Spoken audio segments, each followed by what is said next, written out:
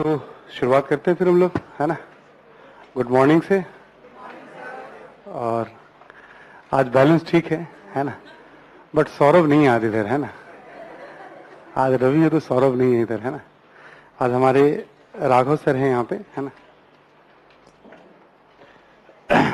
तो और अजीत, आफरीन, इंदु, सविता और जितने भी स्टूडेंट्स हैं ऑनलाइन, सभी को गुड मॉर्निंग, है ना।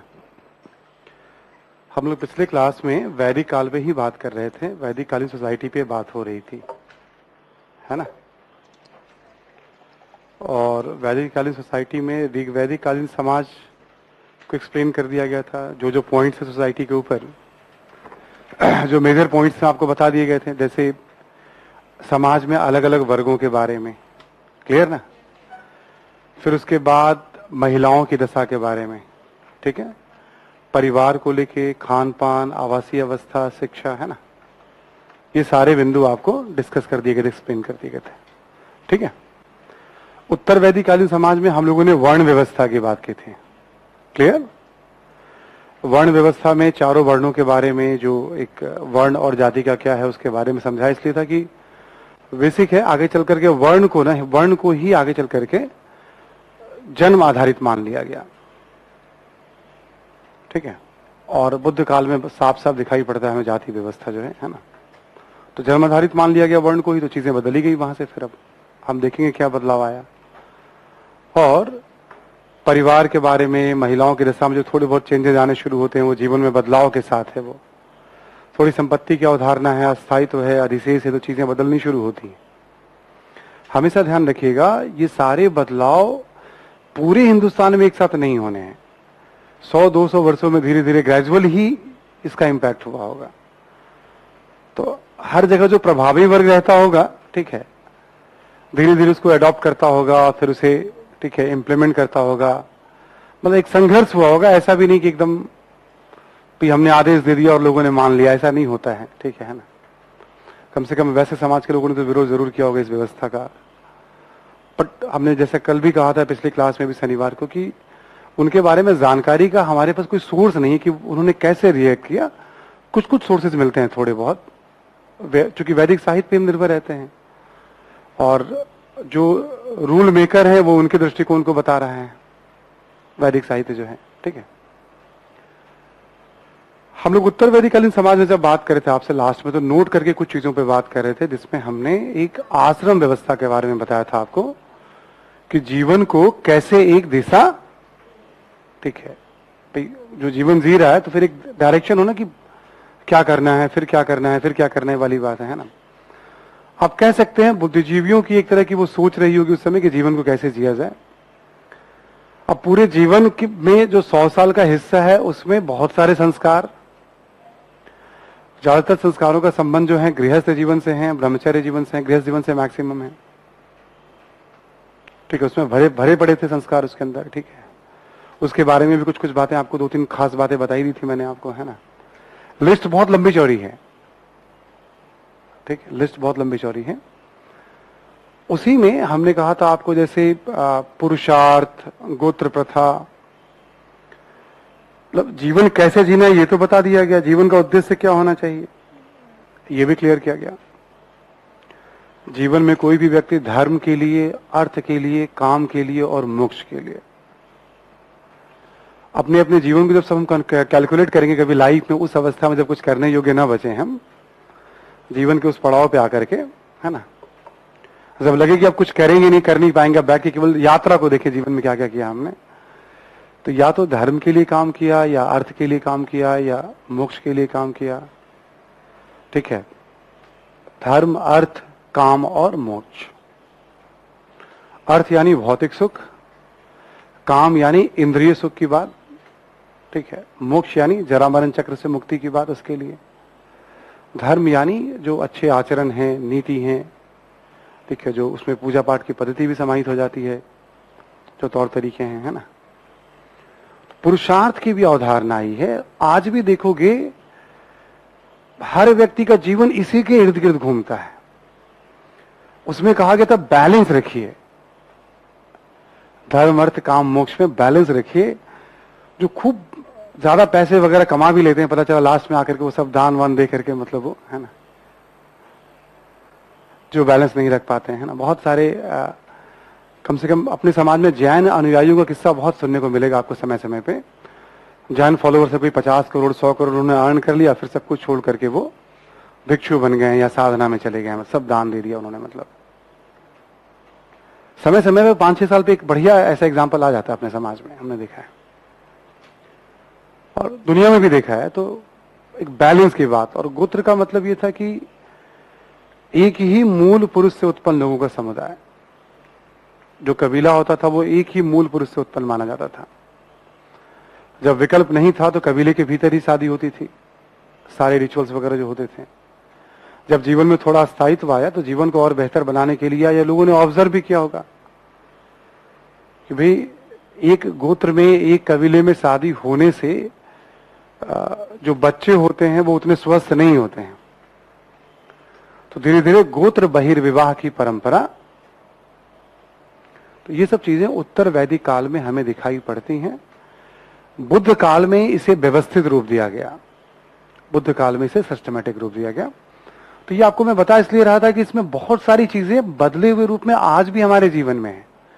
जब हम आपको कहें वैदिक कालीन विरासत, तो इन सब बातों को कहीं ना कहीं जो पुरुषार्थ रहा है वो भी आज हमारे जीवन में, हर व्यक्ति का लक्ष्य इन्हीं चारों में कहीं ना कहीं, कोई धर्म के लिए जी रहा है, कोई अर्थ के लिए जी रहा है, कोई अर्थ और काम के लिए जी रहा है, जिसे आप भौतिक सुख कह सकते हैं आप। धर्म और मोक्ष क्या हो गया? आध्यात्म की दुनिया हो गई। अर्थ और काम क्या हो गया? भौतिक। तो शुरू से इस बात, चाहे आश्रम व्यवस्था हो चाहे पुरुषार्थ हो, उस पर बल दिया गया कि बैलेंस करिए लाइफ को। एक गजब की सच्चाई ये है कि जीवन में चाहे जिस तरफ आपका झुकाव हो, ऐसा पड़ाव सबके जीवन में आता है जब वो, जिसका भौतिक सुखों की तरफ झुकाव होगा फिर वो अध्यात्म की तरफ आएगा। ठीक है, ऐसा बहुत कम होता है कि अध्यात्म की तरफ आज के समय में शुरू में बहुत ज्यादा झुकाव हो। ठीक है ना, आज की दुनिया ऐसी है, इसमें ऐसा कम होता है। लेकिन क्योंकि चला आ रहा है, कई चीजें अनायास क्या होता है, परिवार से हमें विरासत में मिल जाती हैं। बहुत सारी चीजें आप देखोगे परिवार से ही हमें विरासत में मिल जाती हैं। ठीक है, लिख लीजिए जरा नोट में ही आगे। संस्कार की बात हो गई थी आपसे, अब आप लिखें गोत्र प्रथा।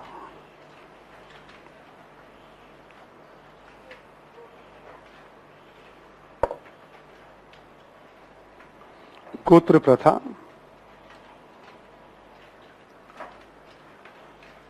देखें आप कि संभवतः गोत्र का शाब्दिक अर्थ होता है, संभवतः गोत्र का शाब्दिक अर्थ होता है, संभवतः गोत्र का शाब्दिक अर्थ होता है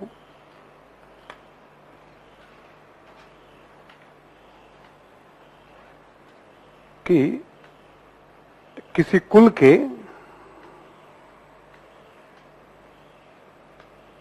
सभी गायों को एक साथ रखने की प्रथा। किसी कुल के सभी गायों को एक साथ रखने की प्रथा।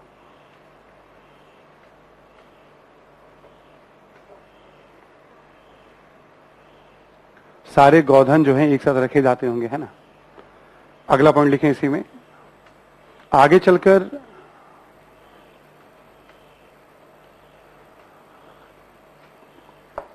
एक मूल पुरुष से उत्पन्न,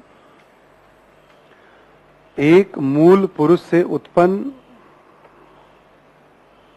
समुदाय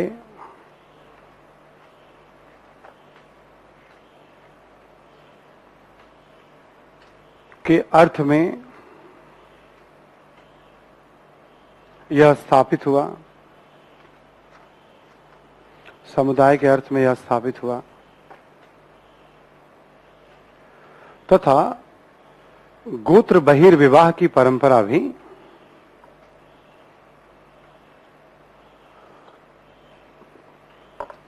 गोत्र बहिर्विवाह की परंपरा भी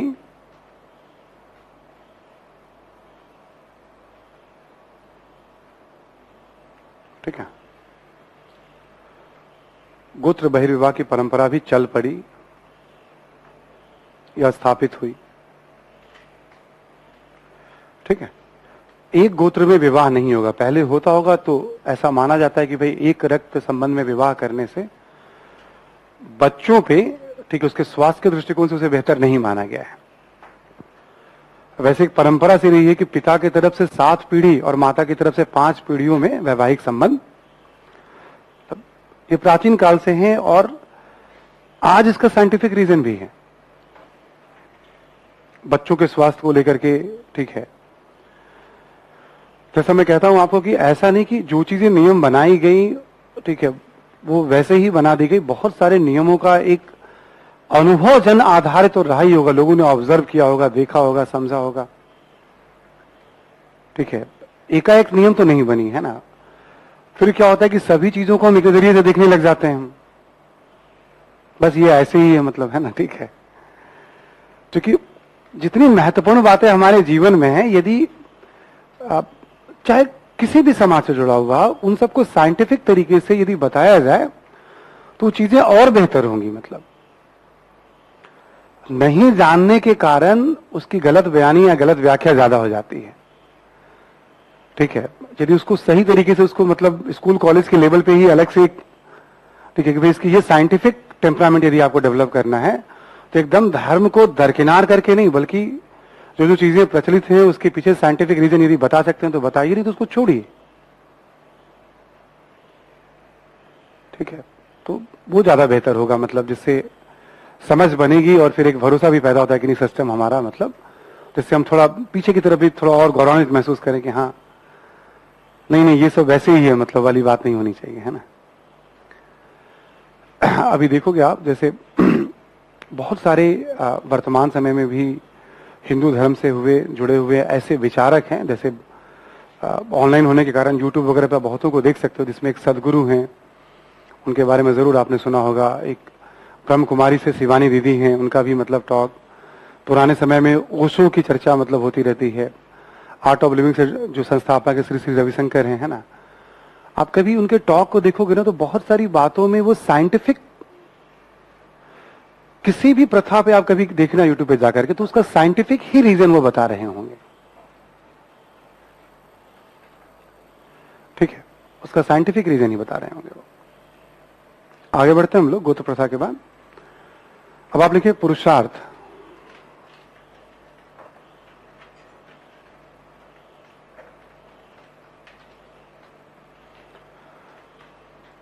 देखें, प्राचीन ऋषियों ने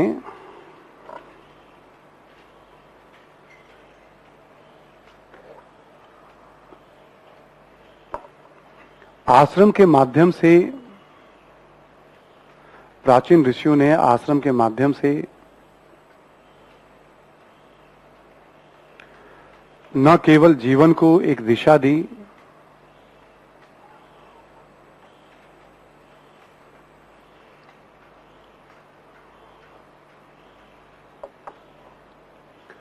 आश्रम के माध्यम से न केवल जीवन को एक दिशा दी, बल्कि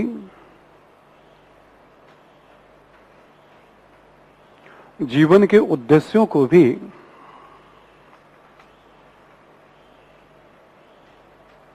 पुरुषार्थ के रूप में स्पष्ट किया।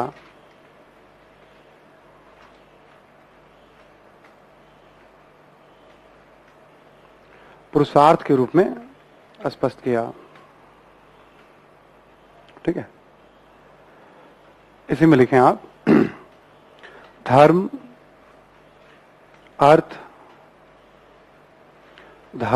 अर्थ काम एवं मोक्ष।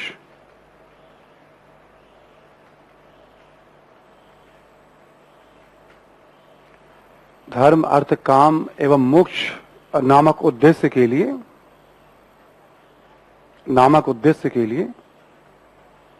जीवन को जीना चाहिए।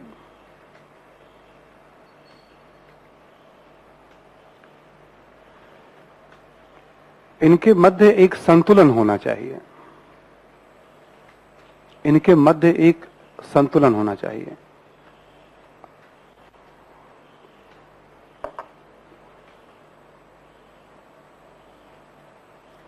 ठीक है, इनके मध्य एक संतुलन होना चाहिए। कोई भी चीज मतलब बैलेंस करके चलिए लाइफ में, है ना। ये ध्यान रखिएगा, ये सबका अनुभव होगा जीवन में कभी ना कभी। अभी नहीं, ठीक है, बट सबका ये अनुभव होगा कि हाँ एक बैलेंस होना चाहिए लाइफ में, ठीक है। सोसाइटी में ही कुछ कुछ और, जैसे उपनिषद में बहुत अच्छे अच्छे विचार भी रखे गए हैं, जैसे वसुधैव कुटुंबकम की बातें कही गई हैं, सत्यमेव जयते, सर्वे भवन्तु सुखिना, ठीक है। देखो, एक दौर में अच्छे विचार भी हैं, उसी दौर में आपको समाज में असमानताएं, विभिन्नताएं भी दिखेंगी। हर दौर ऐसा ही होता है, अच्छे और बुरे का समन्वय, आज भी यही जीवन है, ठीक है। किसी भी दौर को ऐसे ही देखना है, मतलब एक पक्ष नहीं देखना कि एकदम अंधकार का ही काल है, अच्छा कुछ हुआ ही नहीं और आज सब कुछ अच्छा ही हो रहा है, ठीक है। हर दौर में समन्वय, लोग ही होते हैं ना हर दौर में, जहां इंसान होगा वहां दोनों तरह की गतिविधियां दिखेंगे। इसी में लिख लें आप, उत्तर वैदिक साहित्य से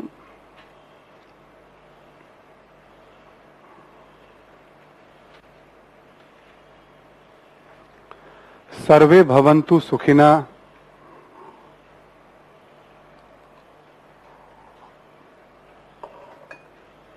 सर्वे भवन्तु सुखिना, सब सुखी रहे, है ना, कौमा वसुधैव कुटुंबकम,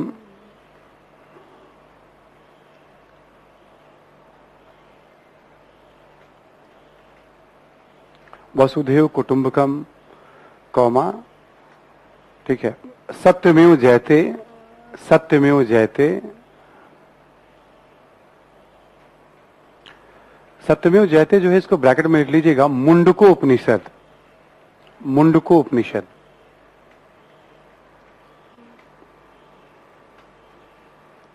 ठीक है। सर्वे भवन्तु सुखिनः, सत्यमेव जयते, विचारों की भी जानकारी मिलती है, जैसे विचारों की भी जानकारी मिलती है, ठीक है।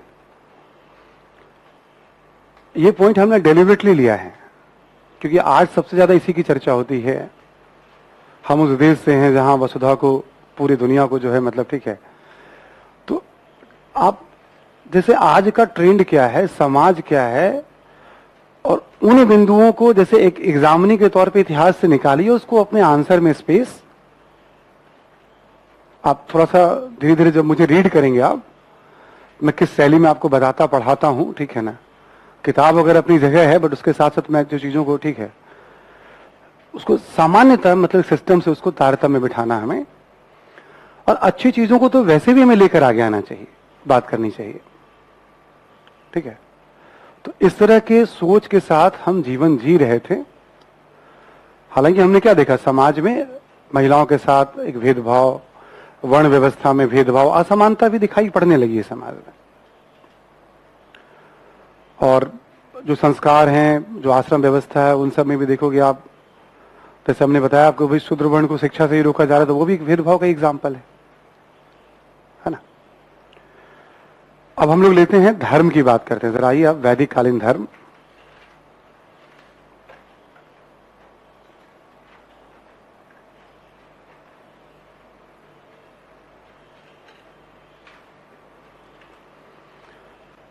एक हड़प्पाकालीन धर्म की बात कर चुके हैं आपसे, क्या क्या चीजें थी, संभवतः ऐसा प्रतीत होता है, ऐसा माना जाता है। वैदिक साहित्य के केंद्र में ही धर्म है, पूजा पाठ, देवी देवता, मंत्र, और उसी के क्रम में उस दौर की समाज, राजनीति, अर्थव्यवस्था की समझ बनती है, ठीक है। धर्म ही सबसे महत्वपूर्ण है ना। तो यहां लिखिए आप, ऋग्वैदिक कालीन धर्म,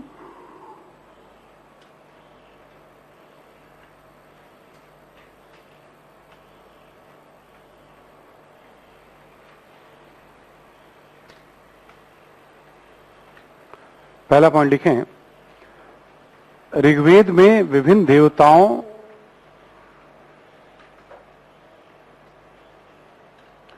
ऋग्वेद में विभिन्न देवताओं की आराधना की जानकारी मिलती है, विभिन्न देवताओं की आराधना की जानकारी मिलती है।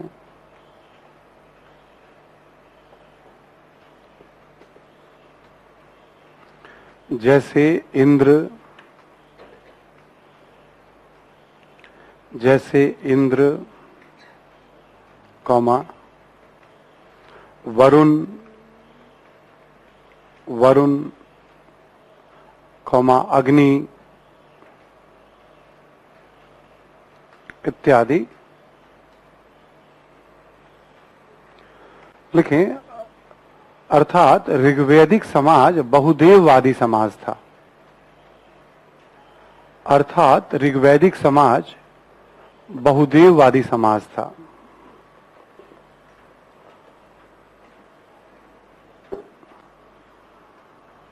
ठीक है, ऋग्वैदिक समाज बहुदेववादी समाज था। अलग अलग देवताओं की आराधना की जा रही ऋग्वेद में। ठीक है, हालांकि जब जिस देवता की आराधना होती थी माना जाता था कि सर्वोच्च शक्ति वही है,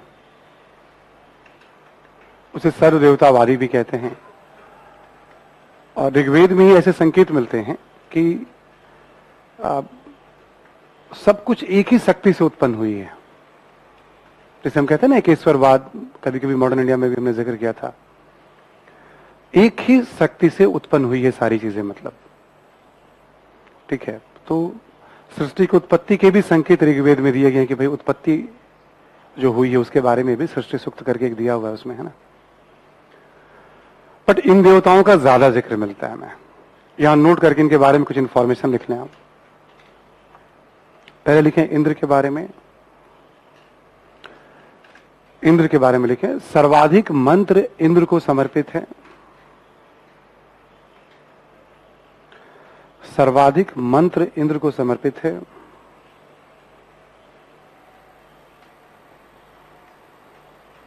ठीक है, इसी में लिखें इंद्र को युद्ध का देवता, इंद्र को युद्ध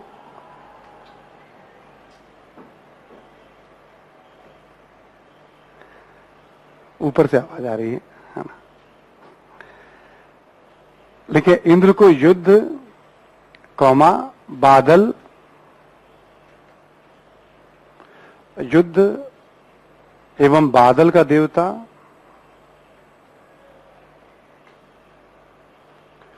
तथा किलों को तोड़ने वाला, दुर्ग को तोड़ने वाला।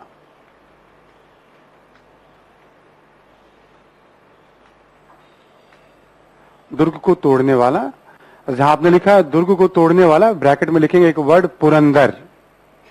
पुरंदर, दुर्ग को तोड़ने वाला, वहां ब्रैकेट में एक वर्ड लिखेंगे आप पुरंदर।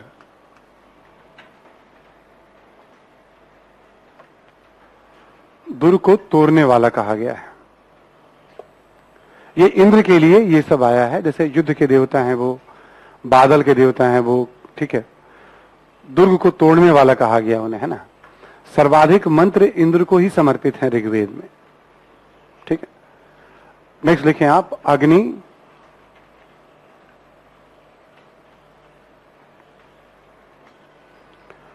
लिखें महत्व के दृष्टिकोण से दूसरे स्थान पर।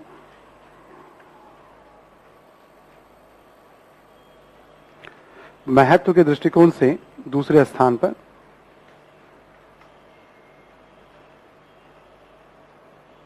ठीक, यानी इंद्र के बाद दूसरे महत्वपूर्ण देवता हैं ये। और ऐसा माना जाता है कि अग्नि में जो आहुति दी जाती है वो देवताओं तक पहुंचने का माध्यम है वो, है ना। अग्नि का हर काल में महत्व रहा है, हर धर्म में महत्व है किसी न किसी रूप में, कि भाई ये जीवन को बदलने वाला ज्ञान है ना, ये तो खोज था मतलब, तो इसका एक है ही महत्व, जीवनदायी इसका रोल है। अग्नि के बाद लिखें आप नेक्स्ट वरुण। ये एक्स्ट्रा इंफॉर्मेशन है जो ऑब्जेक्टिव के मकसद से लिखा रहा हूं मैं आपको। ठीक है, वरुण, वरुण के बारे में लिखे आप जल के देवता,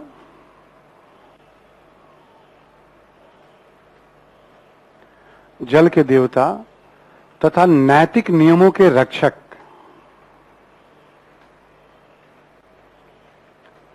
तथा नैतिक नियमों के रक्षक,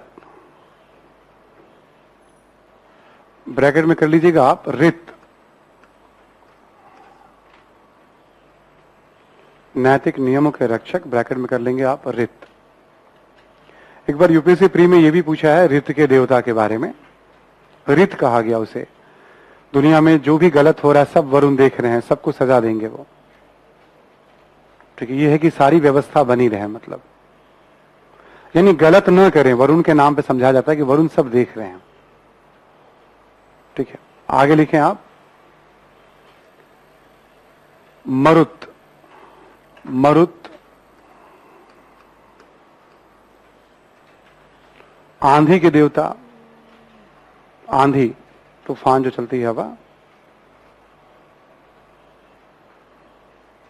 वायु पवन के देवता।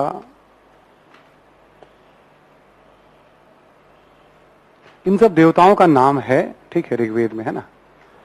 इसी में लिखें आप एक और, पूषण। पूषण पशुओं के देवता। पूषण पशुओं के देवता। लिखें सोम वनस्पतियों के देवता।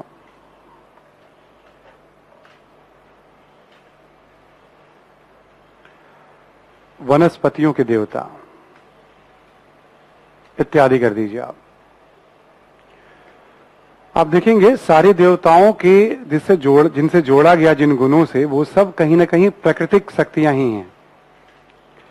हम वनस्पति की बात करें, हम आंधी की बात करें, हम पवन की बात करें, बादल है ना, एक युद्ध को छोड़ दिया जाए तो बादल की बात करें, जल की बात करें, कहीं ना कहीं ये सब प्राकृतिक चीजें ही हैं जिनका दैवीयकरण किया जा रहा है, जिनका मानवीयकरण किया जा रहा है ना।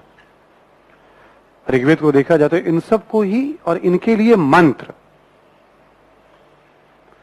तो ये जो इंफॉर्मेशन है ये बस ध्यान रखने होते हैं हमें ऑब्जेक्टिव के मकसद से, वरना कॉन्सेप्ट के रूप में हमने कह दिया बहुदेववादी समाज, बहुदेववादी धर्म, जैसे इन देवताओं की आराधना होती थी। समझ में आ रही बात सभी को? तो ऐसी इंफॉर्मेशन हर जगह थोड़े बहुत बढ़ते रहते हैं आपके। पॉइंट नंबर 2 लिखें, अभी तो पहला पॉइंट था। देवताओं के साथ साथ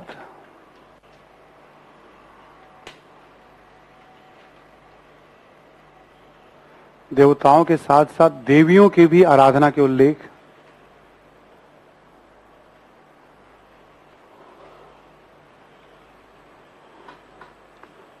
देवताओं के साथ साथ देवियों की भी आराधना के उल्लेख।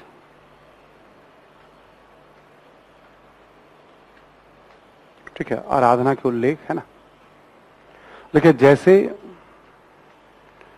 उषा, उषा कौमा अदिति, कौमा निशा रात्रि है ना, निशा इत्यादि देवियों की आराधना की जानकारी मिलती है।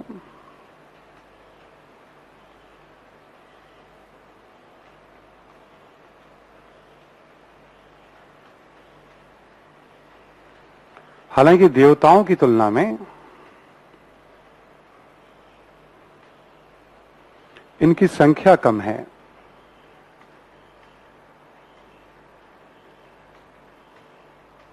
हालांकि देवताओं की तुलना में इनकी संख्या कम है।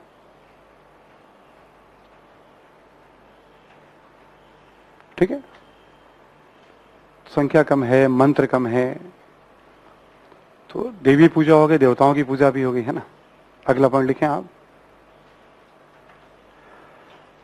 ऋग्वैदिक अधिकांशतः देवी देवताओं का संबंध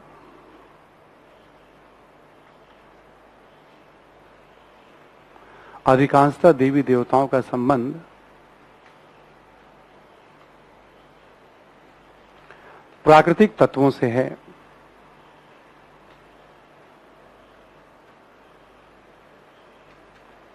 प्राकृतिक तत्वों से है, ठीक है, जैसे बादल, जल, ठीक है, वनस्पति इत्यादि।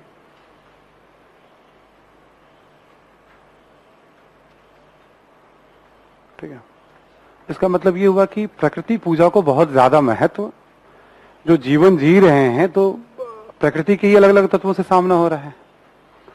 अपने भाई सूर्योदय और रात्रि कंट्रोल में तो है नहीं, ऑब्वियस है, जब रात्रि होगी तो अंधेरा एक भय से होता होगा, तो उसे भी एक देवी के रूप में आराधना शुरू।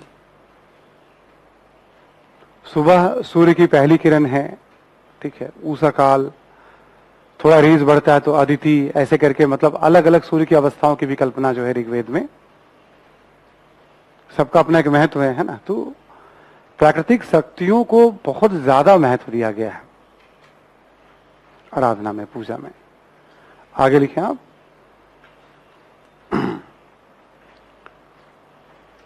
ठीक है, पूजा का उद्देश्य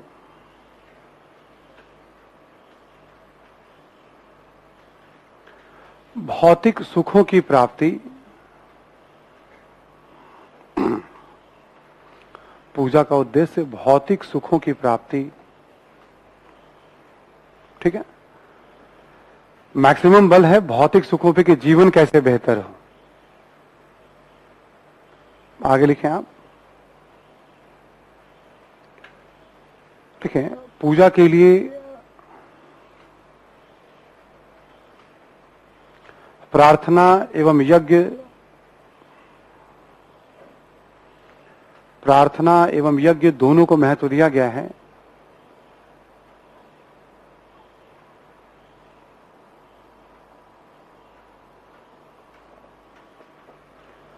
दोनों को महत्व दिया गया है, देखिए, लेकिन सार्वजनिक प्रार्थना को सर्वाधिक महत्व दिया गया है।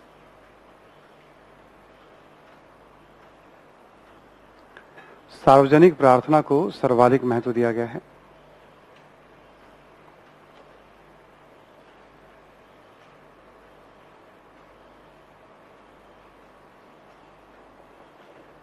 ठीक है, सार्वजनिक प्रार्थना को सर्वाधिक महत्व दिया गया है। आगे लिखें आप कि साक्ष्यों से मंदिर, मूर्ति पूजा,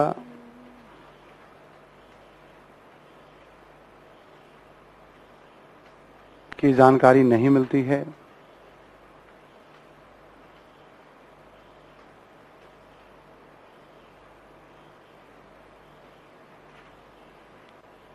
लेकिन पूजा कराने वाले वर्ग का उल्लेख मिलता है।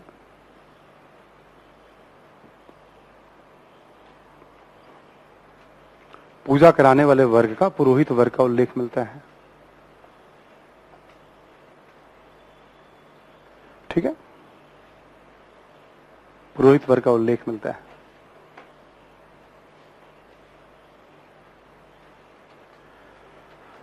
ये हो गया ऋग्वैदिक कालीन जो तरीका है पूजा पाठ का, कैसे पूजा पाठ किया जा रहा है। मंदिर, मूर्ति पर पूजा के साक्ष्य नहीं है। उद्देश्य भौतिक सुखों की प्राप्ति है। ठीक है, देखिए उत्तर वैदिक कालीन धर्म, उत्तर वैदिक कालीन धर्म,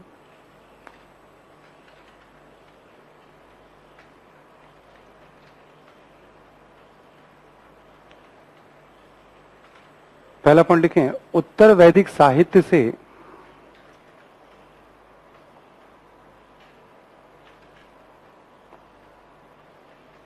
उत्तर वैदिक साहित्य से धार्मिक जीवन में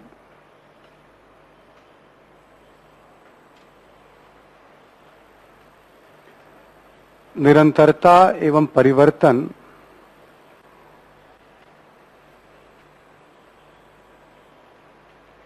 दोनों के तत्व दिखाई पड़ते हैं।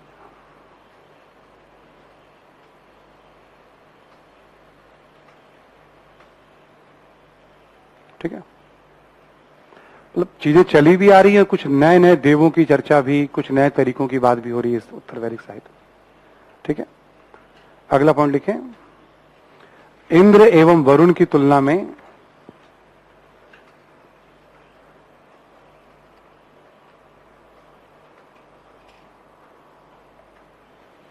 इंद्र एवं वरुण की तुलना में प्रजापति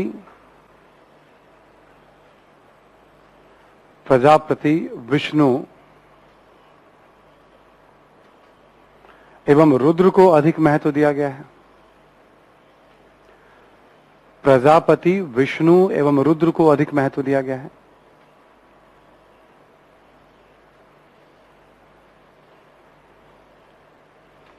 ठीक है, महत्व दिया गया है।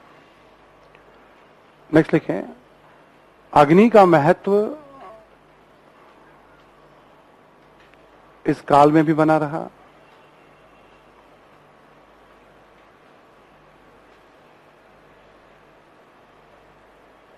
ठीक है, तथा प्रकृति पूजा एवं देवियों की आराधना भी।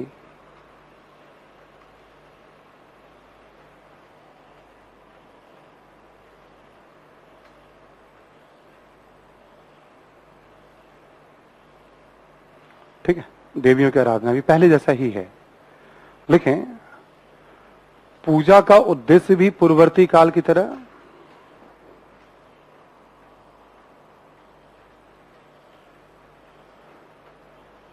पूजा का उद्देश्य भी पूर्ववर्ती काल की तरह,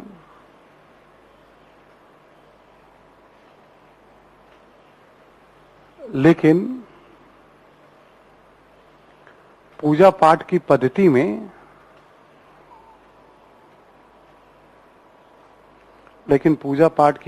में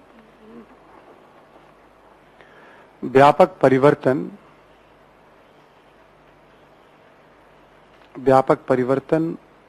दिखाई पड़ते हैं। पूजा पाठ की पद्धति में व्यापक परिवर्तन दिखाई पड़ते हैं। जैसे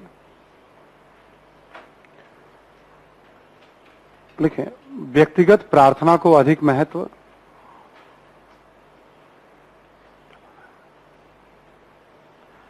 व्यक्तिगत प्रार्थना को अधिक महत्व,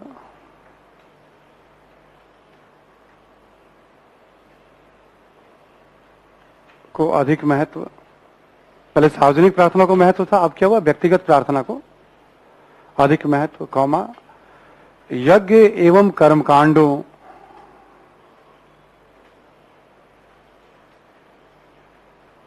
यज्ञ एवं कर्मकांडों तथा पशु बलि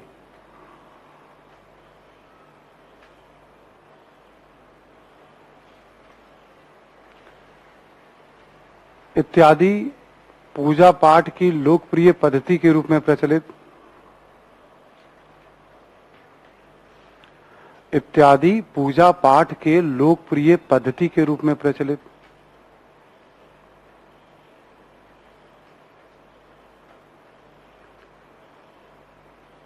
ठीक है, अब इस काल में यज्ञ का, पूजा पाठ की पद्धति के रूप में प्रचलित, अब इस काल में यज्ञ का महत्व ज्यादा है। ठीक है, मंत्रों के उच्चारण पे बहुत ज्यादा बल है। जो पूजा कर रहे हैं, यज्ञ कर रहे हैं, उसमें मंत्रों के उच्चारण पर निर्भर करेगा बहुत कुछ। ठीक है, मंत्रों के उच्चारण पे बहुत ज्यादा बल है। और पशु बलि, तमाम तरह के रिचुअल्स, अनुष्ठान बहुत ज्यादा प्रचलित हैं इस दौर में।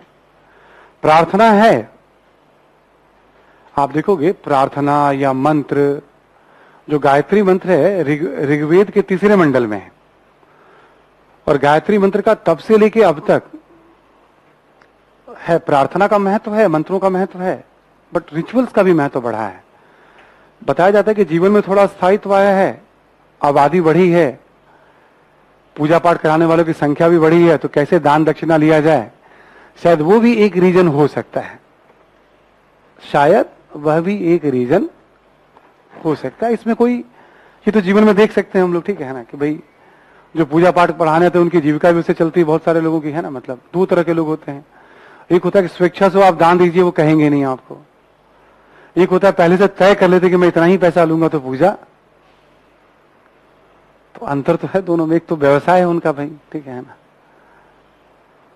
एक धर्म को वैसे ही लेते कि नहीं, बस हमने अपना कर्म किया, मतलब आप यजमान की जो इच्छा है, मतलब ठीक है ना, जो यज्ञ करा रहे हैं वो यजमान हो जाते हैं, ठीक है ना। तो यजमान की जो इच्छा है वो देंगे दान दक्षिणा, ठीक है। तो दो तरह की चीजें आपको दिखेंगे ना। तो पूजा पाठ की पद्धति में भी आपको बदलाव क्या होता है, एक काल से दूसरे काल में जो कुछ चेंजेस है बस उसको निकाल लेना है हमें। पैटर्न समझ में आ रहा है सभी को ना। दूसरे काल में बस चेंजेस क्या हो रहा है यही इंपॉर्टेंट होता है एंशिएंट मेडिवल हिस्ट्री में। आगे लिखें आप, वर्ण व्यवस्था का प्रभाव धर्म पे भी दिखाई पड़ता है।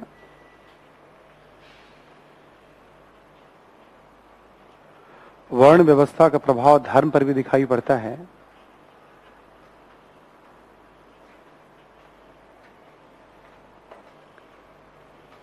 और पूषण का शूद्र वर्ण के देवता के रूप में उल्लेख मिलता है। पूषण, ये लिखा हुआ होगा बोर्ड पे, पूषण। पूषण का शूद्र वर्ण के देवता के रूप में उल्लेख मिलता है।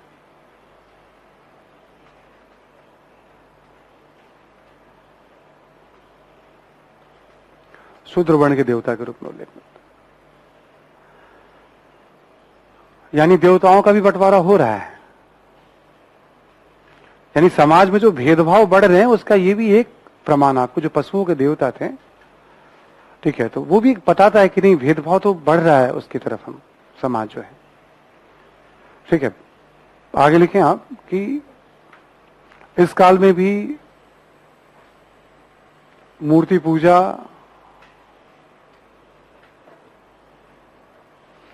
एवं मंदिरों में पूजा के साक्ष्य नहीं मिलते हैं।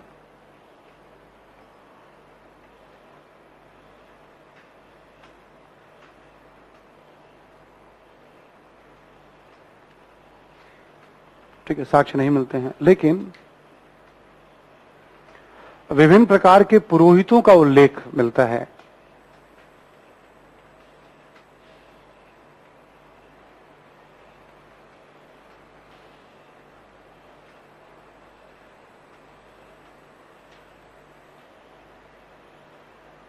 पुरोहितों का उल्लेख मिलता है, यानी अलग अलग पूजा कराने वाले अलग अलग वर्ग, स्पेशलाइजेशन काम शुरू हो गया, मतलब ये। ठीक है, अब स्पेशलाइजेशन होना शुरू हो गया इसमें पूजा कराने का भी, तो बड़ी संख्या में पुरोहितों की भी हमें जानकारी, तो ये भी एक चेंजेस यहां दिखाई पड़ रहा है। आगे लिखें आप, एक और आखिरी पॉइंट, उत्तर वैदिक काल के अंत में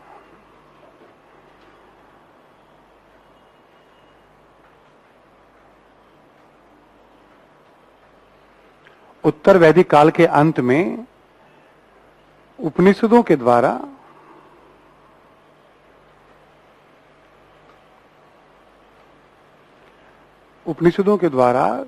कर्मकांडों को चुनौती दी गई।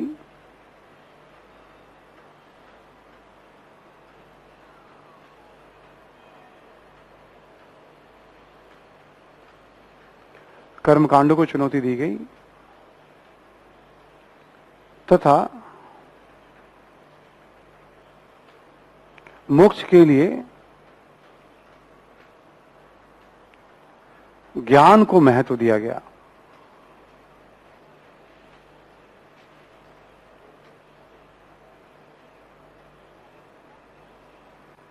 ठीक है, यानी उत्तर वैदिक काल में धर्म की दो धाराएं दिखेंगी आपको, एक है पूजा पाठ कर्मकांड के द्वारा मोक्ष, एक है ज्ञान के द्वारा मोक्ष। दोनों धाराएं समाज में चलती हैं आज भी। ठीक है, क्योंकि ज्ञान वाला मसला थोड़ा जटिल होता है, काफी टाइम टेकिंग होता है, काफी अभ्यास की जरूरत होती है उसके लिए, है ना। गुरु का मार्गदर्शन चाहिए उसके लिए। गुरु का मतलब मेरी तरफ मत देखिएगा आप लोग, ठीक है, मैं दूसरे मोक्ष के लिए हूं आपके पास, हिस्ट्री वाले मोक्ष के लिए हूं कि आप एग्जाम के लिए, ठीक है ना। वो जो उस तरह के गुरु होते हैं, जो साधक होते हैं, उनकी बात की जा रही है। ठीक है, मतलब बहुत गंभीरता से मत देखिए मेरी तरफ आप लोग कि मैं ही कुछ मोक्ष दिलाऊंगा आपको, ठीक है ना। हिस्ट्री का जो आपका काम है वो तो मैं करा ही रहा हूं, उस मामले में आप मान सकते हैं कि हाँ भाई ठीक है, हिस्ट्री में ठीक है। तो क्या चेंजेस आ रहे हैं जीवन में, आप ऐसे समझ लीजिए कि उत्तर वैदिक काल में जो जीवन में स्थायित्व आया तो दो धाराएं हो गई। एक तरफ यज्ञ कर्मकांड, इस पे बहुत ज्यादा बल, और एक तरफ बात की जाने लगी ज्ञान की, है ना। उपनिषद में जन्म मृत्यु पुनर्जन्म आत्मा ब्रह्म, इन सब विषयों पे खूब चर्चा है उसमें। अब उसके लिए तो बहुत समय चाहिए, आपको अभ्यास चाहिए, गुरु का सानिध्य चाहिए। ठीक है, वो तो मतलब या बहुत अध्ययन करना पड़ेगा आपको, है ना। तो ऑब्वियस है ज्ञान मार्ग तो कुछ ही लोगों में जा पाएगा ना वो तो। बट रिचुअल्स जो होते हैं वो थोड़ा आसान होता है ना, मतलब आम लोगों के लिए जो थोड़ा समय निकाला, कुछ पूजा पाठ कर लिया उसने अपना, मतलब एक गृहस्थ के लिए रिचुअल्स ज्यादा आसान होता है, मतलब उनकी ही संख्या ज्यादा है तो उनका ही प्रचलन समाज में ज्यादा होगा। ठीक है, बहुत सारे रिचुअल्स के भी साइंटिफिक रीजन हो सकते हैं। सामान्यतः मुझे बहुत ज्यादा तो देखो इन सब चीजों का ना तो जरूरत है हमें, ना मैंने कभी अध्ययन किया, बट जैसे पूजा पाठ वगैरह में मैं अक्सर देखता हूं, मतलब कि जो सामान्य पूजा पाठ की विधि होती है उसमें देखते हैं कि हम अलग अलग फसलों को, दूध को, घी को, मतलब उन चीजों को महत्व देते हैं, शहद को, जो एक तरह से जीवनदायी रही है। मतलब प्राकृतिक चीजों के लिए ही मंत्र शुरुआत होती है। कभी किसी ने देखा हो, ऑब्जर्व किया हो, सामान्य पूजा पाठ में भी, इवन सत्यनारायण भगवान वगैरह की भी कथा होती हो, ठीक है, तो आप देखेंगे आप शुरुआत वहीं से होती है। मतलब तो सबका कुछ ना कुछ साइंटिफिक आधार तो है ही, पर जब करने कराने वाले रूटीन में आ जाते हैं कि नहीं 1 घंटे में मैं आपका पूजा कराऊंगा, अगले घंटे में मैं आपका कराऊंगा, ठीक है, तो वो हमने क्या कहा, फिर उनके लिए वो प्रोफेशन का हिस्सा हो गया। हो सकता है वो ठीक तरीके से करा रहे हो, ना करा पा रहे हो, है ना। तो बहुत लोगों के लिए वो साधना का हिस्सा होता है। तो दोनों तरह के वर्ग लोग उस दौर में भी थे समाज में और आज भी हैं समाज में, ऐसा मत सोचिएगा आप। ऐसा बिल्कुल मत सोचिएगा कि आज भी बड़े विधिवत तरीके से, मतलब ठीक है, पूजा पाठ कराने वाले लोग हैं। मतलब थोड़ा सर्च करना पड़ेगा आपको, बहुत सारी वैसी संस्थाएं हैं जहां उस तरह से प्रशिक्षण दिए जा रहे हैं, मतलब ठीक है। और मेरा अपना व्यक्तिगत अनुभव भी है, कुछ वैसे विधिवत जहां हमने पार्टिसिपेट किया, जहां जाने का मौका मिला है, तो उसका एक अलग इम्पैक्ट है। वाकई उच्चारण का एक अलग इम्पैक्ट है, मतलब पूरा का पूरा वातावरण जो होता है वो प्यूरिफाई। तो कई लोगों का अनुभव है, मेरा खुद का भी ऐसा अनुभव हमने देखा है कि मतलब ठीक है, तो ऐसी परंपराएं भी हैं आज। मतलब तो दोनों तरह की बात आ गई। तो जीवन में तो आज देखो कि मोटे तौर पे जैसे हम देखो कि सनातन धर्म एक वर्ड यूज होता है, यहां कुछ बातों को समझ लीजिएगा आप। सनातन धर्म मतलब भारतीय उपमहाद्वीप में उन धार्मिक विश्वासों के लिए यूज किया जाता है जो अनादिकाल से चला आ रहा है।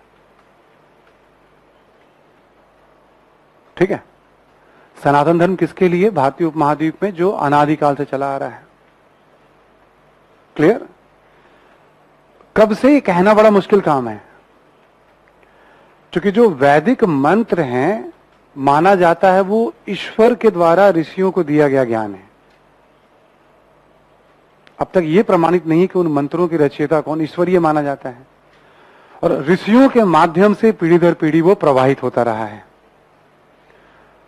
तो ईश्वरीय ज्ञान है, तो कब से चला रहा है पता नहीं, इसलिए इसको हम सनातन भी कहते हैं। समझ में आ रही बात सभी को? यस। क्योंकि वैदिक साहित्य इसका आधार है, तो हम वैदिक धर्म भी कह सकते हैं। क्लियर? सनातन भी कहते हैं इसको हम, इसको वैदिक धर्म भी कह सकते हैं, क्योंकि इस धर्म पे आप देखोगे ब्राह्मण नामक वर्ण का और पूजा पाठ कराने वाले वर्ग का ज्यादा प्रभाव रहा, और एक ब्राह्मण साहित्य भी है जिसमें कर्मकांडों और नियमों पे ज्यादा बल है। इसे हम ब्राह्मण धर्म भी कहते हैं। सनातन धर्म, वैदिक धर्म, ब्राह्मण धर्म, और 6ठी सदी ईसा पूर्व में पहली बार उल्लेख मिलता है, जो ईरानी थे वो सिंधु नदी और इधर जो प्रचलित विश्वास वगैरह थे, लोग वगैरह थे, उनको उन्होंने हिंदू कहना शुरू किया। सिंधु को उन्होंने हिंदू कहना शुरू किया। तो एक ये भी मत है कि यहां प्रचलित सभी प्रकार के विश्वासों के लिए हिंदू धर्म। पूर्व मध्यकाल में शब्द थोड़ा लोकप्रिय अधिक हो जाएगा हिंदू जो है, बट इसका 6ठी सदी ईसा पूर्व से शुरू हो गया। तो सनातन, वैदिक, ब्राह्मण, हिंदू, ठीक है, बस वो एक कैसे उसको हम कहते हैं, कैसे उसको हम लेते हैं, ये देखने वाली बात है, वरना है एक ही चीज। सनातन अनादिकाल से सनातन परंपरा है, सनातन संस्कृति है, ठीक है। वैदिक हमने बता ही दिया आपको, ब्राह्मण के बारे में बता ही दिया आपको, और हिंदू जानकारी के लिए, है ना। ये बेस है, आज भी हिंदू धर्म की ये बुनियाद है। वेदों की व्याख्या से ही सब चीजें निकली हैं। दयानंद सरस्वती कहते हैं कि कई बार वेदों की व्याख्या में समस्या हो सकती है, तो भी अपनी बुद्धि का यूज करिए। बाद में बहुत सारी व्याख्याएं हो सकता है, बहुत ठीक है, वो उसको नहीं मानते हैं और खुद व्याख्या भी करते हैं वो वेद भाष से, ठीक है, ऐसे वो कहते हैं ना। तो वेद को ही आधार ग्रंथ माना गया है। फिर समय के साथ साथ, चूंकि मौखिक परंपरा में प्रभावित होती रही है, समय के साथ साथ हिंदुस्तान बहुत बड़ा है और भी अलग अलग हिस्सों में अलग अलग तरह के विश्वास प्रचलित रहे हैं। समझो इस धारा में जितने भी विश्वास प्रचलित रहे हैं, सबको हिंदू धर्म का हिस्सा, कहीं ना कहीं सबको हिंदू धर्म में समाहित किया गया है, साहित्य में उसको हिस्सा माना गया है ना, उसका पार्ट माना गया है, ठीक है। तो ऐसे करके आप अभी जब हम आगे आएंगे भी हम देखेंगे, हम तो यही विश्वास चलता रहेगा आगे भी। गुप्त काल तक आते आते इसमें कई नई चीजें जुड़ जाएंगे। अब हम गुप्त काल में आपसे बात करेंगे हिंदू धर्म के बारे में। बाकी यही विशेषताएं बुद्ध काल में भी, मौर्य काल में भी, मौर्योत्तर काल में भी चल रही है। कुछ नई नई चीजें उसमें ऐड हो जाएंगी, हम उसकी बात करेंगे आपसे जब आगे चल करके, ठीक है। कल्चर में धर्म को महत्व दिया गया है क्योंकि इसकी अधिकांशतः चीजें आज जीवन में हूबहू हम देखते हैं। अब तक जो हमने नहीं बात की वो सब गुप्त काल में बात कर लेंगे, जो हम आज और देखते हैं हिंदू धर्म में। ऐसे ही बौद्ध और जैन धर्म की महत्वपूर्ण बातों पे भी कर लेंगे हम। मध्यकाल में आएंगे तो हम लोग इस्लाम, सिख धर्म की भी बात करेंगे हम। कल्चर पे जो आपको नोट्स दिया गया है उसमें अलग से एक धर्म के बारे में दिया गया है, एक पूरा बुकलेट ही होगा, मतलब एक चैप्टर होगा, उसमें हर धर्म की महत्वपूर्ण बातें उसमें बताई गई हैं सारांश के रूप में। वो पढ़ना है आपको, अभी नहीं, जब मैं कहूंगा तब। क्लियर। अब एक लास्ट पहलू है इसका, साहित्य वैदिक काल का। आपको एक हैंडआउट दिया गया था, है क्या आपके पास? एक हैंडआउट दिया गया, लेके आए क्या आप लोग? साहित्य के ऊपर आपको एक हैंडआउट दिया गया है, 2 पेज का है। चलिए मैं बोर्ड पे थोड़ा बहुत आपको गाइड कर देता हूं, है ना, फिर आप हैंडआउट देख लीजिएगा, ठीक है।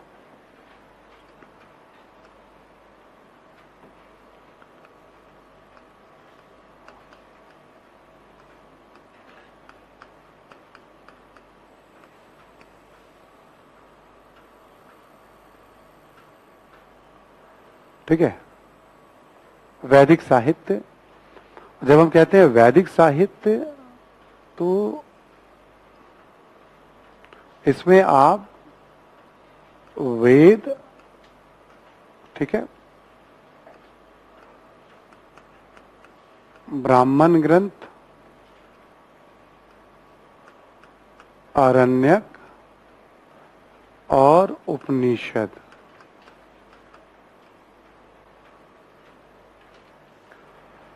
वैदिक साहित्य का 4 भागों में वर्गीकरण है। वेद, ब्राह्मण साहित्य, आरण्यक साहित्य और उपनिषद साहित्य, ठीक है। ये तो सबको पता ही कि वेद 4 हैं, ऋग्वेद,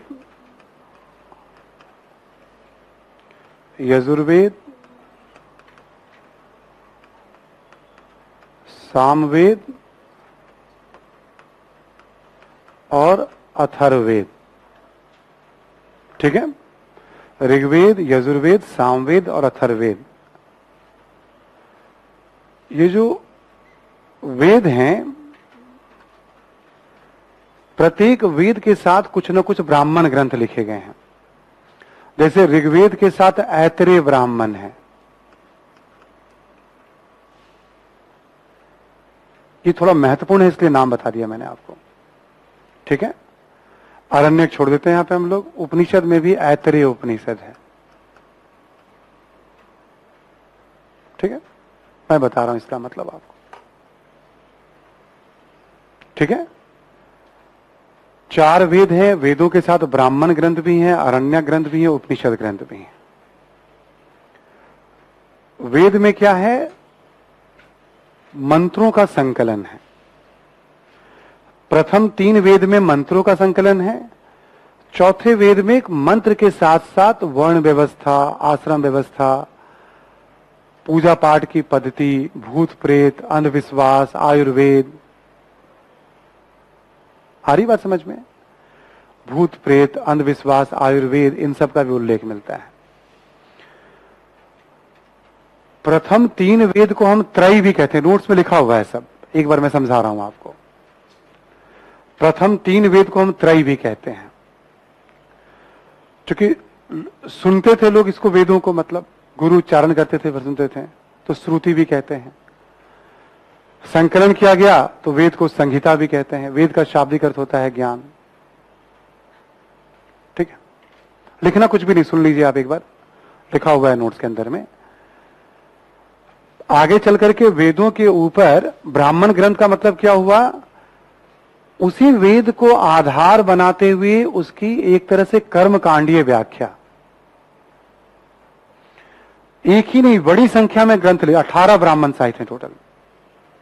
मैं 18 के बारे में ना तो वहां परिचय न लिखने पढ़ने की जरूरत है।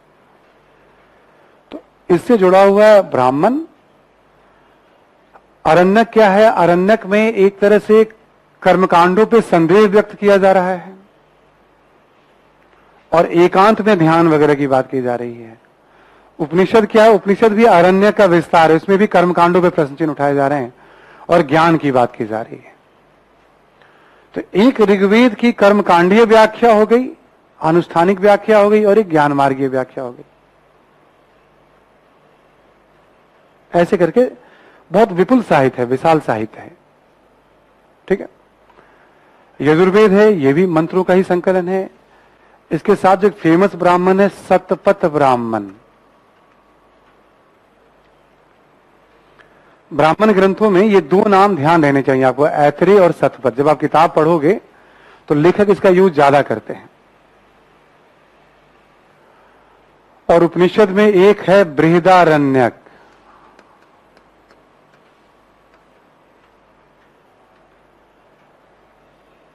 ठीक है, नोट्स में दिया हुआ है, मेंशन है। सामवेद के बारे में अलग से हम कुछ नहीं ले रहे हैं हम, अथर्ववेद के बारे में अलग से कुछ भी नहीं ले रहे हैं हम, कोई अलग से कोई जानकारी नहीं ले रहे हैं हम। सामवेद के बारे में बस इतना ध्यान रखिएगा, संगीत शास्त्र का प्राचीनतम ग्रंथ माना जाता है। सामवेद को भारत में संगीत का प्राचीनतम ग्रंथ माना जाता है। ठीक है, और सामवेद में मैक्सिमम ऋग्वेद के ही मंत्र हैं जिनको गायन की शैली में प्रस्तुत किया गया है। तो आपको बहुत ज्यादा जानकारी वैसी फैक्चुअल नहीं रखनी है, मैं थोड़ा आइडिया दे दूं आपको। जैसे वैदिक साहित्य में क्या आता है तो ये बता दिया गया था आपको हैंडआउट्स में, तो ये चारों चीजें आती हैं। सिंपली कभी पूछ सकते हैं आपसे वैदिक साहित्य के अंतर्गत कौन कौन से आते हैं? वेद, ब्राह्मण, आरण्यक और उपनिषद। वेदों के बारे में एक परिचय दिया गया है 5-6 पॉइंट्स के, वो ध्यान रख लीजिएगा ऑब्जेक्टिव के मकसद से। ऋग्वेद के बारे में जो कुछ बताया गया इसमें आप, ठीक है ना,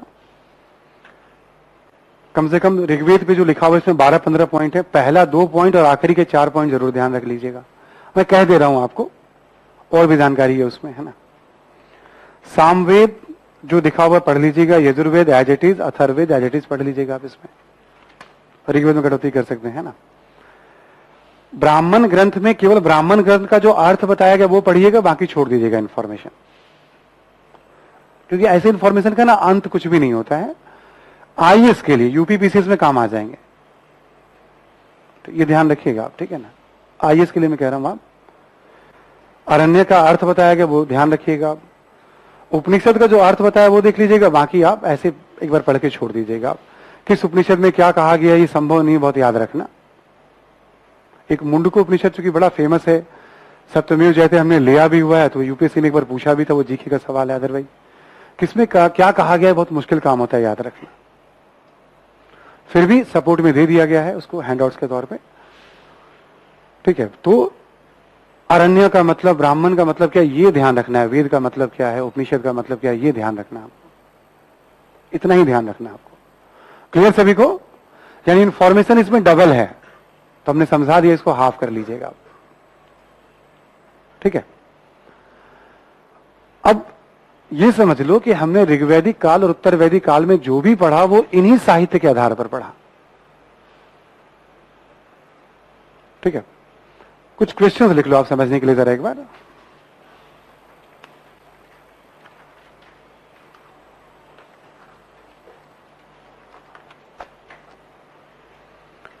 लिखो, वैदिक साहित्य का संक्षेप में परिचय देते हुए, वैदिक साहित्य का संक्षेप में परिचय देते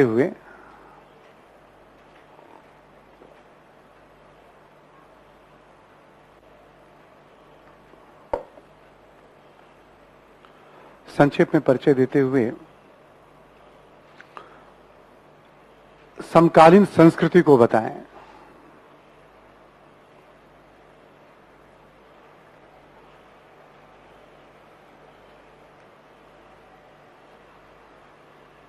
ठीक है, अब पूरा जो वैदिक काल आपने पढ़ा पिछले 4-5 घंटे में, उसको हमने एक क्वेश्चन में रख दिया। वैदिक साहित्य का यानी इंट्रोडक्शन, मतलब वैदिक साहित्य में ये आता है, बता दिया हमने। और वैदिक साहित्य के आधार पर उस दौर का समाज कैसा था, उस दौर का धर्म कैसा था, पहले इसको बता दिया। थोड़ा समय बच गया तो अर्थव्यवस्था, राजनीति के बारे में बात कर ली 1-2 लाइन में। समझ में आ रही बात सभी को? तो साहित्य का ये इंपॉर्टेंस है कि हम जो पढ़ते हैं वो साहित्य के आधार पर पढ़ते हैं। मेंस के सिलेबस में साहित्य को अलग से हाईलाइट किया गया है। पिछले 3 वर्षों से लगातार किसी न किसी रूप में साहित्य पे प्रश्न पूछे गए हैं मेंस में, और पिछले 4 या 5 वर्षों से 1 या 2 क्वेश्चन साहित्य पे पीटी में लगातार पूछे जा रहे हैं। सुनाई पड़ रहा है क्या सभी को? अच्छा, आप जगे हुए हैं सब के सब। मैंने कहा पिछले 3 वर्षों से लगातार साहित्य में एक मेंस पे प्रश्न है, पिछले 4 या 5 वर्षों से साहित्य पे लगातार एक प्रीलिम्स में क्वेश्चन पूछे जा रहे हैं, एंशिएंट साहित्य से ही। ठीक है, तो हम जो भी, जैसे आपसे सवाल ये आ जाए कि भाई ऋग्वैदिक साहित्य के आधार पर ऋग्वैदिक संस्कृति को बताएं, तब भी आप लिखेंगे जो आपको बताया गया है। कभी आपसे आ जाए कि भाई वैदिक साहित्य का संक्षेप में परिचय देते हुए वैदिक कालीन धर्म पर टिप्पणी करें। ठीक है, समझ में आ रही बात सभी को? धर्म की विशेषताएं आपको बता दी गई हैं, जो कॉन्सेप्ट, जो फैक्चुअल जानकारी हो सकती है वो सब आपको दिया गया है ना।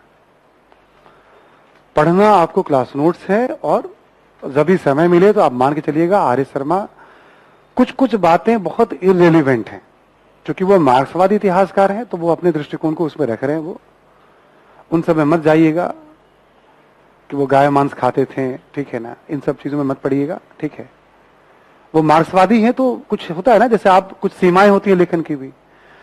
हमें, चूंकि वो एक बहुत कंप्लीट जैसा बुक है अपने आप में, इंफॉर्मेशन के मामले में, विश्लेषण के मामले में, इसलिए हमें उसी किताब को बेस बनाना पड़ता है। विवादास्पद चीजों से हम लोगों का कोई सरोकार नहीं है, उसका ना एग्जाम में 1 पैसे का रोल है। वो जानबूझ करके कुछ कुछ वो बातों का, ऐसे ही मध्यकाल में भी होता है ना, तो हमें उससे अलग रहना है। जितना जैसे मैं बता रहा हूं वैसे देखना आपको। क्लियर? ठीक है, अब जैसे आपसे कभी आ जाए सवाल, जैसे हमने कहा था हर टॉपिक पे विरासत। ठीक है, सिलेबस क्या था? प्राचीन से मध्यकाल तक संस्कृति, वैदिक संस्कृति, तो भाई संस्कृति के बारे में बता ही दिया मैंने आपको। वैदिक कालीन विरासत क्या है आपसे पूछ लिया जाए, बहुत पॉइंट है उसके अंदर। आप केवल ये देखिएगा इसकी कौन कौन सी बातें हैं जो उसी रूप में या बदले हुए रूप में परवर्ती काल या आज भी हमारे जीवन में। देखो, अधिकांशतः भाषाओं का आधार ही हमारा वैदिक संस्कृत है, पहली बात तो, नंबर 1। नंबर 2, जो पूजा पाठ की पद्धति है, जो हिंदू समाज, जो सनातन धर्म है, आज भी उसका आधार ही वैदिक धर्म है। तो इतना ही विरासत में आपके 250 शब्द निकल जाएंगे। समाज की बहुत सारी बातें आज भी जीवन में है, यस और नो? किसी न किसी रूप में वर्ण आश्रम व्यवस्था की तो बात होती है ना, आश्रम, पुरुषार्थ, गोत्र प्रथा, विवाह, अंतिम संस्कार, वो सारे विचार वगैरह समाज में प्रचलित हैं ही, तो पर्याप्त बातें उसमें हैं जिसे हम आज अपने जीवन में हम, तो जो क्वेश्चन का नेचर है यूपीएससी का, जैसे विरासत पूछने का मतलब क्या कि थोड़ा समझा हुआ है और जीवन को आप देख रहे हैं तो वैसे लिख देंगे, आपको किताबी ज्ञान की जरूरत नहीं है। विरासत दिया ही गया है व्यवहारिक ज्ञान के लिए। एक आईएएस एस्पिरेंट अपने कल्चर को कितना और हेरिटेज को कितना बेहतर तरीके से समझता है। विरासत वाले क्वेश्चन बहुत सरल होंगे, जैसे आपने टॉपिक पढ़ लिया उसमें से निकाल लेना है आपको क्या चीज है, दिया ही गया है। इसलिए हम सब अपने साथ यहां बैठे हुए सभी लोग किसी न किसी रूप में वैदिक कालीन विरासत को हम कैरी, कभी हो सकता है किसी को बड़ा अजीब लगे, पर जाने अनजाने हम उस विरासत को कैरी कर रहे हैं। ठीक है, चलिए, तो ये हो गया हमारा यूनिट नंबर 4। टोटल 10 यूनिट हमारा एंशिएंट हिस्ट्री में। पहला याद है क्या? पाषाण काल।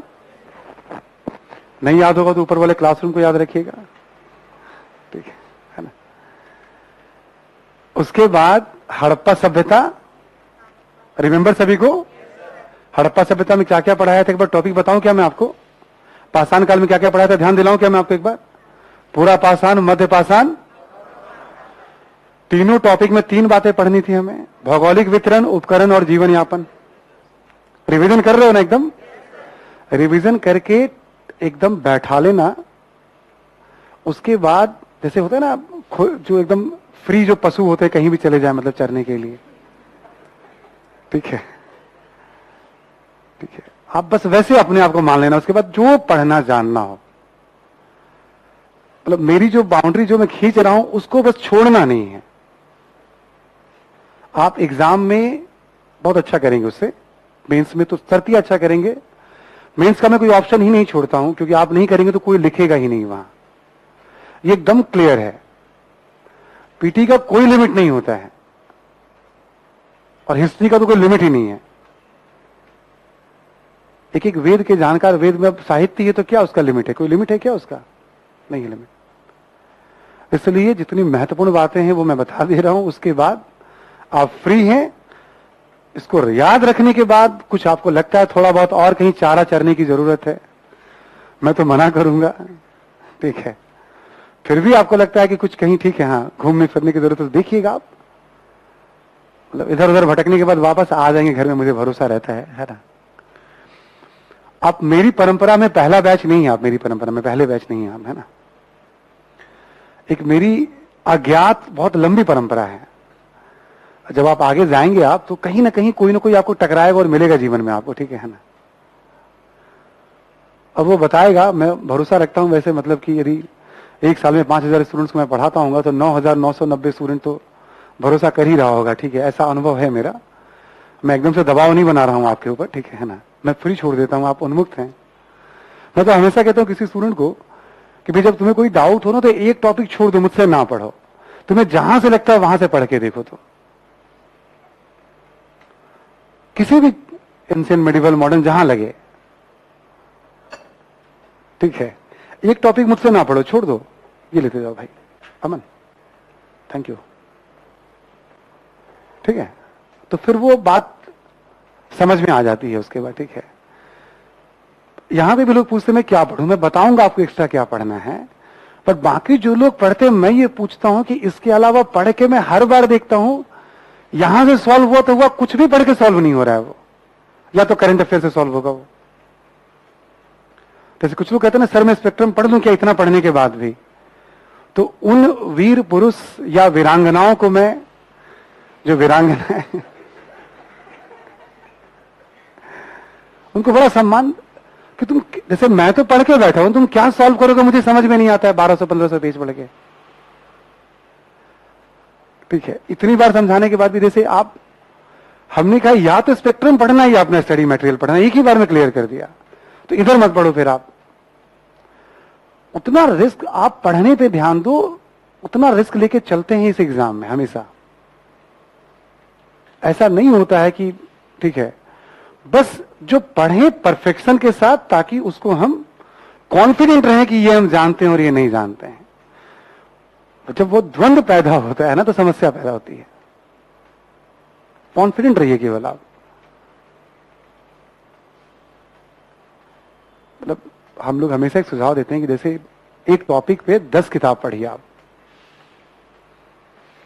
और एक टॉपिक को एक किताब से 10 बार पढ़िए आप, या 10 किताब पढ़ लीजिए वैदिक काल पे आप, और इस नोट्स को 10 बार पढ़ लीजिए आप।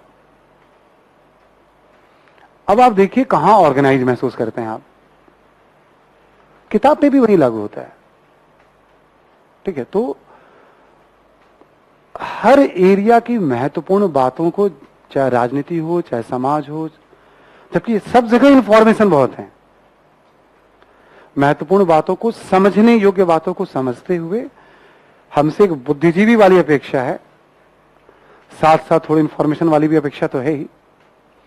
एक जमाना ऐसा आ गया जहां लोगों को अपना मोबाइल नंबर भी याद नहीं रहता है।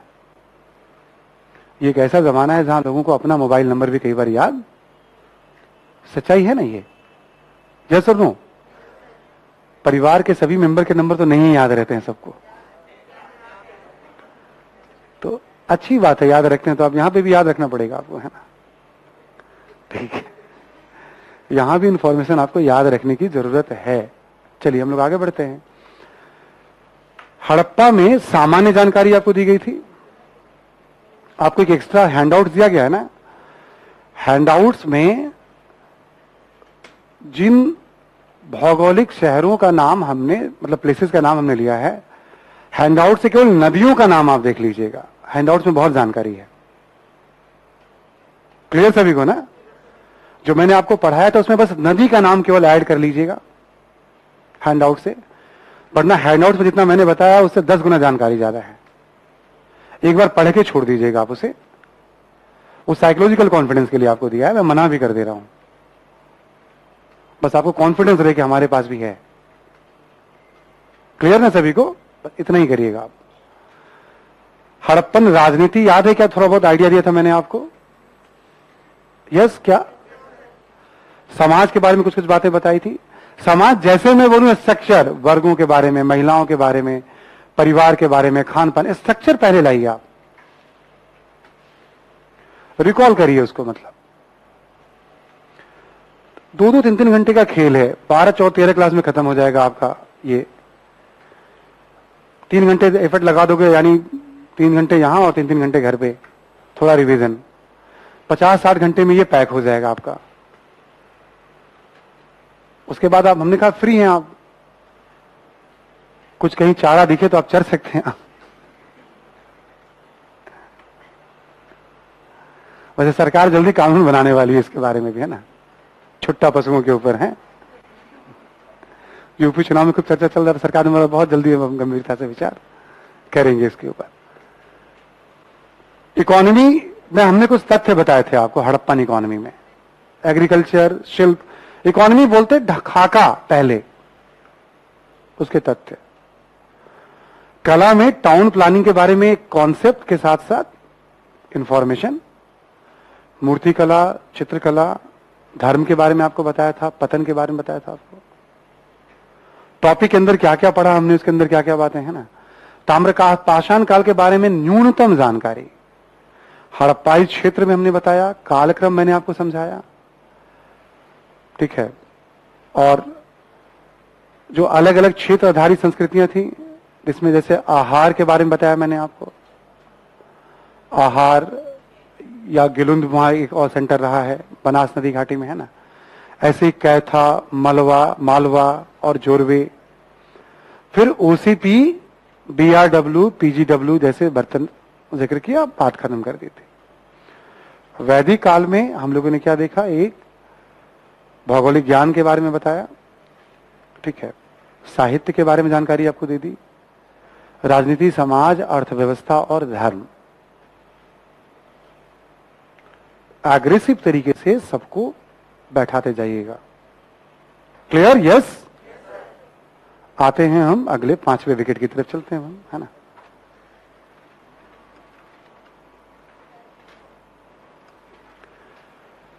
ये हमारा जो अब जो टॉपिक पढ़ने जा रहे हैं, ये भी यूपीएससी प्रीलिम्स के हिसाब से तो बहुत महत्वपूर्ण है ये, क्योंकि इसमें बौद्ध धर्म के बारे में पढ़ना है हमें। और अभी लास्ट ईयर प्रीलिम्स को छोड़ दिया जाए तो पिछले 15-20 वर्षों में शायद कभी ऐसा न हुआ हो जब बौद्ध धर्म से 1 या 2 प्रश्न न पूछे गए। अभी पहली बार ऐसा हो जब बौद्ध धर्म से प्रश्न नहीं आया जो भी प्रीलिम्स हुआ है। ठीक है, क्योंकि बुद्ध की शिक्षाओं का बहुत ज्यादा महत्व है आज हमारे जीवन में, सामान्य जीवन में भी, अंतर्राष्ट्रीय संबंधों में भी, दुनिया के समस्याओं के संदर्भ में भी। जिसका जितना ज्यादा रेलिवेंट यूपीएससी उसको उतना ज्यादा महत्व देती है एग्जाम में।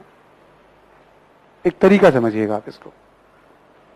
ठीक है, इस टॉपिक को हम कहते क्या हैं? इस टॉपिक को हम कई नामों से, जैसे बुद्ध काल, सूत्र काल,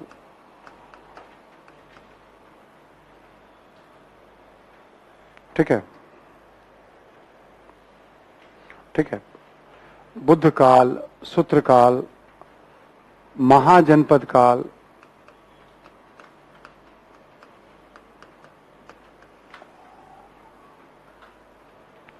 ठीक है, और इसका टाइम पीरियड माना जाता है 6th सेंचुरी बीसी से 4th सेंचुरी बीसी।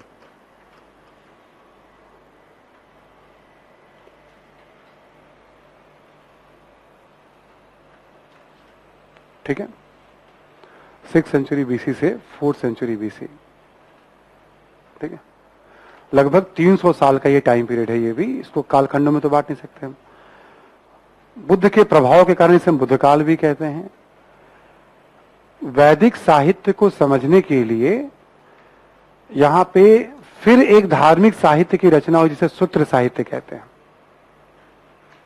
उसे हम वेदांग भी कहते हैं, तो सूत्र काल भी कहते हैं। और बड़े बड़े राज्यों का युग है ये, इसे महाजनपद कहा गया तो महाजनपद काल भी कहते हैं। एक और छोटी सी जानकारी मैं आपको बता दूं कि जो उपनिषद है ना, उपनिषद को वेदांत भी कहा गया है। इंफॉर्मेशन ग्रुप में ध्यान रखिएगा आप, उपनिषद को वेदांत, इंफॉर्मेशन है बस, ये ऐड रखिएगा आप, है ना।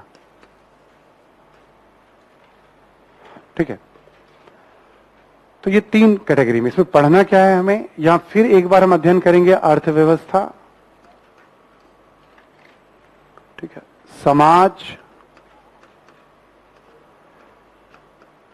राजनीति, धर्म और साहित्य।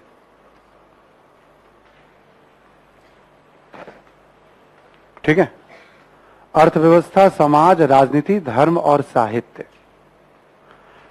ठीक है, वैदिक काल में भी हमें कोई कलात्मक साक्ष्य तो मिलते नहीं है, इस काल में भी कोई कलात्मक साक्ष्य नहीं मिलते हमें शिल्प के अलावा। ठीक है, ये 5 पहलुओं का अध्ययन करना है। इस दौर के साहित्य के बारे में भी हम जानकारी, हर दौर का साहित्य इकट्ठा करते चलेंगे, हम दिमाग में बैठाते चलेंगे। अर्थव्यवस्था उत्तर वैदिक काल में जो मैंने बताया था आपको, उससे आगे बढ़ेंगे हम लोग। लिखें आप जरा, बुद्ध युगीन अर्थव्यवस्था के बारे में।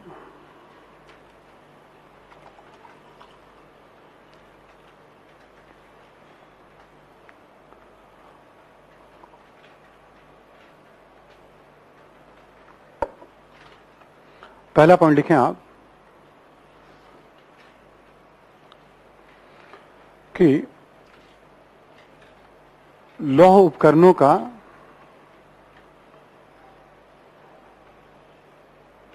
कृषि में बड़े पैमाने पर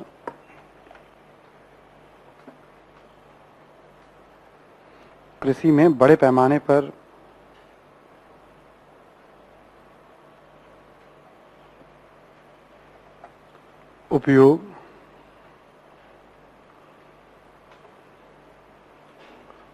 ठीक है, कृषि के बारे में बात कर रहे हैं, है ना। लौह उपकरणों का कृषि में बड़े पैमाने पर उपयोग, इसी में दूसरा पॉइंट लिखें कृषि के बारे में ही। ये मैं बुद्धयुगीन कृषि के बारे में कुछ महत्वपूर्ण बातें बता रहा हूं। दूसरा पॉइंट लिखें आप, चावल के रोपाई के साक्ष्य,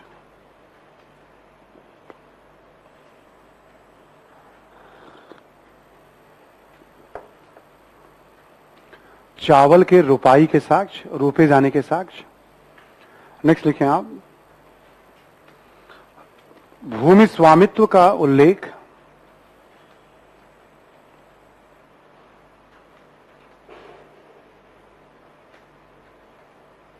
भूमि स्वामित्व का उल्लेख ब्रैकेट में लिखेंगे बड़े बड़े भूमिपतियों की साहित्य में चर्चा।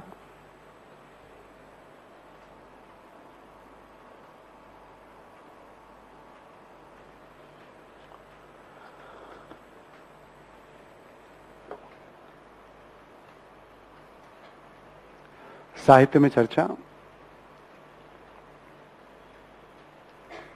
लिखें। एक और पॉइंट, जनसंख्या वृद्धि के साक्ष्य